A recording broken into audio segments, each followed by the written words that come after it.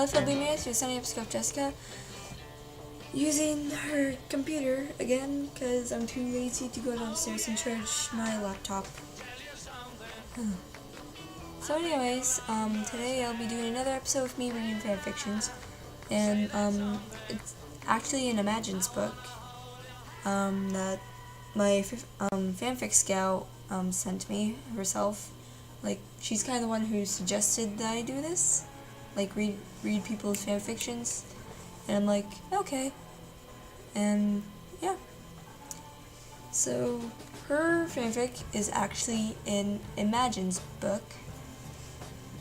So I'm like, okay, just do like your favorite one imagine for each beetle. And I will warn you, this will be a very, very, very long episode.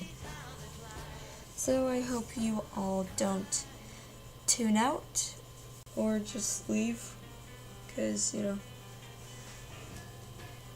4 parts to a story, it's gonna be a long video. So the first imagine I'm gonna read is a Ringo imagine called I Love Thee. So here we go. Ringo wrapped his arms around you, resting his chin on top of your head, rocking you both gently back and forth in a steady sort of rhythm. You let a few more small tears fall. Ringo let his hand touch your stomach where your baby should be, but there was no baby. You couldn't conceive, and that filled you with so much guilt and despair. You know how much Ringo wanted this child, but you just couldn't have it. I'm so sorry, Richie. You let out a few sobs. Ringo lightly kissed the top of your head, stroking your hair with his hand. It's not your fault, darling. Don't be sorry, he whispers in your ear. I just want to make you happy. And the thought of having a baby made you happy. But I can't have a baby. You want a child I can't give you, you sobbed. Your name, my love. You give me happiness. You love me. You make me happy. You're the sunshine to my cloudy days. Darling, we can adopt a child. It's not your fault you can't conceive. I won't stop loving you for that, Ringo says. He wiped a few tears away, and Ringo turned you around to face him. He smiled through teary eyes. She's the most beautiful thing on this planet, he thought to himself. How could I make her see it all? This next one is a George imagine, and it is called The Day the Music Came. Anger boiled inside the young boy. As he walked further away from the school building, his eyes had tears of wailing up, and his heart was beating faster with each step. He wanted away. It had gone a little something like this. Get out your homework, please. Again, young George forgot about the math homework. When the teacher came around, he simply said, I forgot about it. And what did you forget, Mr. Harrison? Can a boy not forget? You forget all the time. I need a real answer, George. Stop lying. George glared at her and felt the words before he could stop them. You have no effing right to call me a liar, you fat pig. He jumped from his seat and opened the door, flipping the class off before running down the halls and out the school doors. Now, wiping his eyes and trying as hard as he could not to scream, he was going to be in trouble, but he didn't care. It didn't matter much to him much longer. He shoved his hands into his pockets and kept walking, head down. Truthfully, he wasn't really paying attention to where he was going. He only wanted away. That's when he heard it, the guitar. His head jerked up and turned to the spot, the source of the sound. He had no idea why he had to go see it or why he had to hear it, but he craved it. He ran until he got to the exact spot of the sound. He saw you, sitting under a tree, strumming your guitar and singing. Your hair flowed over the guitar, and George was more drawn to the mysteriousness of you. He smiled and all his anger vanished. He walked over and sat down in front of you. Excuse me, what might your name be? He asked. You looked up and smiled. Oh, hello. I'm your name. You? George. Say, I like the way you play the guitar. It's really pretty. You smiled and thanked him. Would you teach me a bit? He asked. Sure. George smiled back at you. Music, he thought. Music saved the soul and the world. It can send a message of hope and love and sadness and anger. This right here is what I need. George stood up and offered you his hand. We can practice at my house. This is what he wanted. Not to learn about math or reading or science. He wanted to learn and study this magic. It's called music.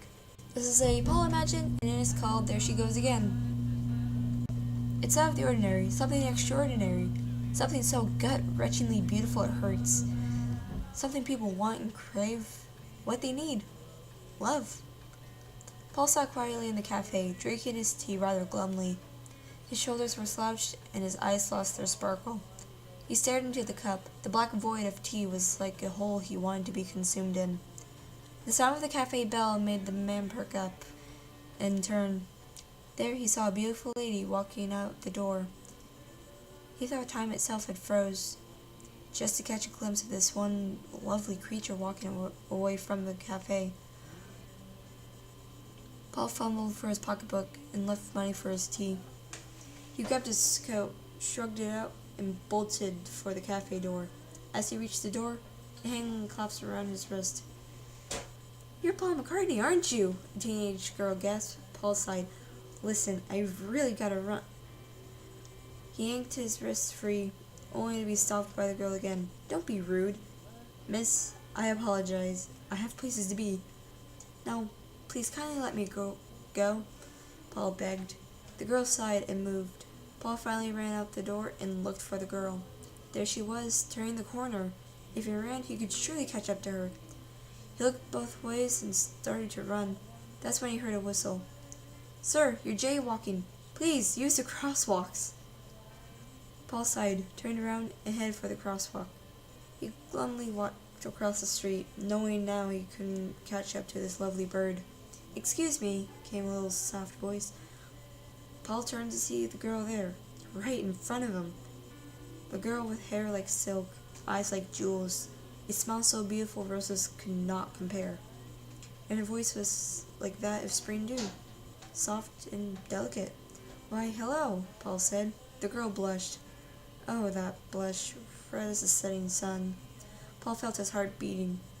His palms getting sweaty. "I'm a huge Beatles fan. May I please have an autograph?" Paul nodded. The girl handed him a notebook and a pen. "What's your name, love?" "On your name." Paul smiled. What a beautiful name. Paul wrote down his number and prayed she called him. "Have a lovely day," he smiled, handing her the book. She nodded and went away. Paul watched her leave and sighed. There she goes again, around the same corner. Here's the John Imagine. So enjoy. And it's taken me a few tries to get this without choking up and sobbing. So let's get this started. The slow sound of a gunshot echoed through the misty December air. The chilling scream came afterwards, then a cold, icy thump. The world slowed down as he turned away, and there he was, in massive agony of the New York sidewalks. You felt the scream in your throat, the burning of frosty air in your lungs, but you could hear no scream. It was just his gasping you could hear. Tears ran down your cheeks as you ran towards him, your knees giving away as you fell next to him. Your shaky hands found a place on his face. John grabbed your wrists and looked you in the eyes. His breathing was rapid and wheezy. His eyes glimmered with fear. I'll be okay," he wheezed. Tears fell from his eyes. No, this can't be happening, you thought. Not to you, not to your kids or husband or his friends. How and why? You felt hands pulling you up, away from John. You fought as you watched John being placed on a gurney. Then he was gone. The hands left you. You lurched forward, running to catch up with your dying husband. "John, you're going to be all right," you sobbed. John looked at you and shook his head. "No, your name. I'm dying," he said slowly and sadly. Your stomach went numb, and you felt your heart shattering. Your head started spinning, but you kept running. "John, don't say that, please. You have to live. We have Julian and John."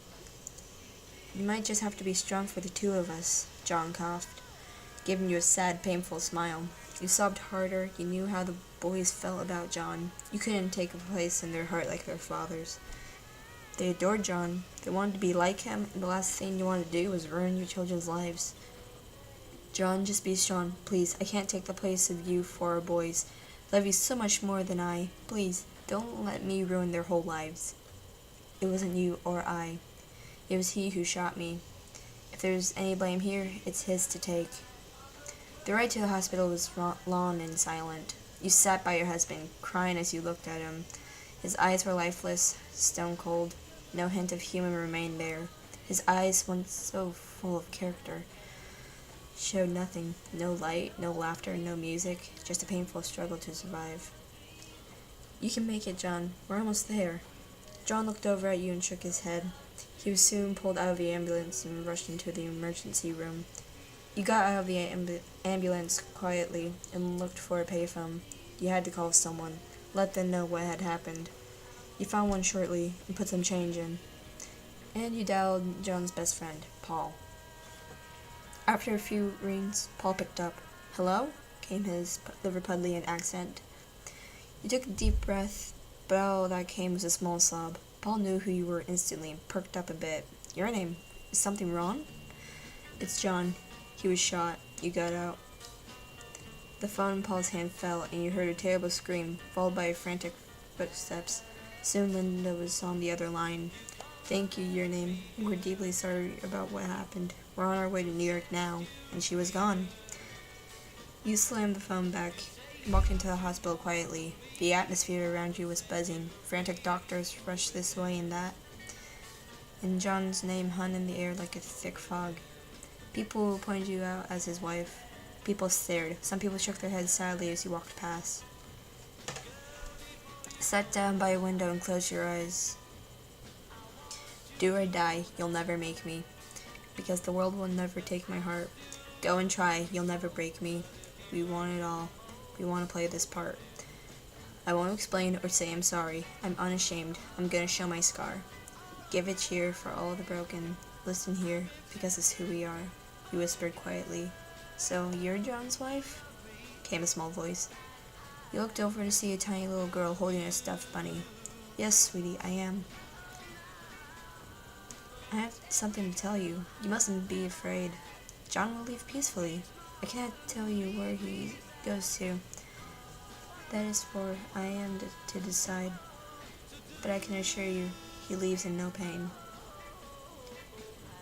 You smiled and pulled the little girl into your arms, but there was no more little girl. She was gone. "Mrs. Lennon? Yes? I'm afraid we couldn't save your husband. I'm terribly sorry." Your head hung low and nodded. "Thank you for trying, that is." The following days were rough. Telling you boys wasn't easy. Dealing with the calls of sorrow was just as horrible. But the dreams were the worst part. John was always in them, telling you painful things about his murder. The people outside your apartment windows singing John's songs never helped either. But you remember the little girl with the toy bunny. How she said John left peacefully? If he left peacefully, why were all these things happening? Maybe his death was peaceful. Maybe he left in ease, but he didn't leave you that way. Maybe you were strong enough to deal with the chaos. Maybe you had to prove you could deal with it all in a graceful manner. Maybe John's death was accidental. Maybe it was fate.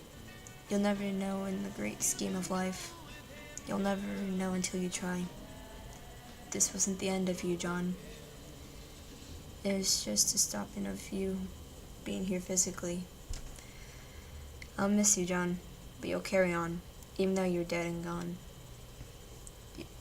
You rest your hand on this picture. Legends have no end. So, link for the Imagines book will be in the description below. If you want me to read yours, the link to my Wattpad will also be in the description below. So, yeah, I hope you enjoyed it. I'll see if I can do stuff like this once a month. We still have 8 days left to audition. 3 spots open. For more information, there will be a link to a video that I posted a few weeks back in the description below if you want to know how you can audition and join us. So, yeah. So have a nice Sunday. I will see you all next week. Bye!